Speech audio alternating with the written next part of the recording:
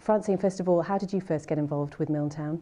I was asked to come and guide here in 2011, and I started in the August, and by the end of September said to the current manager, what do we do during the winter? Do we pack the house away? And he said, oh no, we've got to keep heating it. And that's when it sort of, the germ of the idea to open it at Christmas.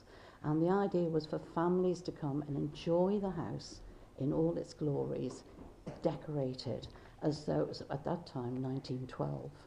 And the wonderful thing is you have a team of actors as well who really get into the spirit of things. Well, there are guides. The guides and the ushers choose a character of the period and they design that character, they find the costumes themselves, and it's all our wonderful guides and ushers that do it. And how much research have you had to do to be able to organise something like this? Well, I'm a historian, so that's a starting point, isn't it? And I go around and we decorate the 3 trees, real trees here, and I started looking at decorations of the period, and we started off with very, very few in 2011, and now we've built up a selection which would be more appropriate for the beginning of the 20th century. Because actually, if you look at photographs, people used to have a real Christmas tree and just throw the decorations on. Sounds like my house. It sounds like, it's just like a 5-year-old's done it, you know. But anyway, we try to get a little bit more sophisticated than that. And we have Mrs. Kelly and Mrs. Heaton made beautiful decorations for the children's tree in the library, and in felt and all decorated with little bits of lace and things like that, just like you would have had at the beginning of the 20th century. And what's your favourite period? I don't know. Our Christmas past is, we've tried 1870, but that's very difficult. It really is. It's quite dour, really. So we tend to veer between 1910 and 1921. It's about that period, but we just say Christmas past. And what are some of the traditions that would have been upheld in Christmas as past that we maybe don't do anymore, but you think would be nice to bring back?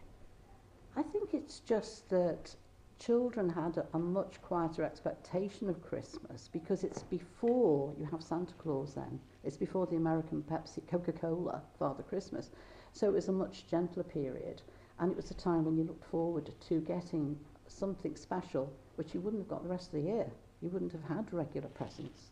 And it's such a large house, this as well, so I'm guessing it would have been a time to invite many friends and family in to sort of share the time with them. I got the feeling when I came around on a ghost tour about 2012, and I stood here in the dark at the top of the stairs.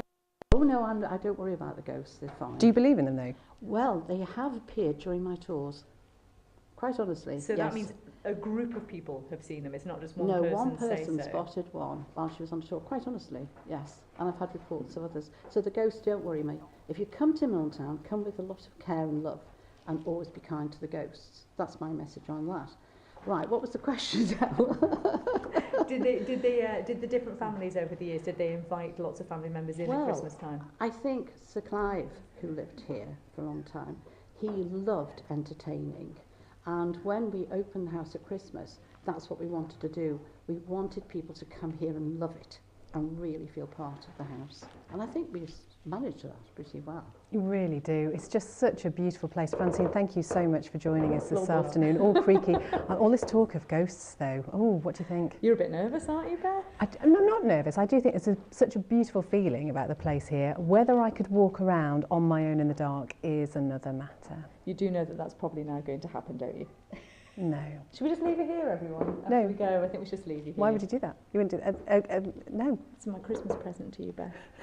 Anyway, we are live from Milntown this afternoon, right through till 5 p.m. with Alex as well. After we finish it through, we've got plenty more people to speak to and plenty more wonderful things to tell you all about. So do stay tuned. But for now, it's just coming up to 23 minutes past 2.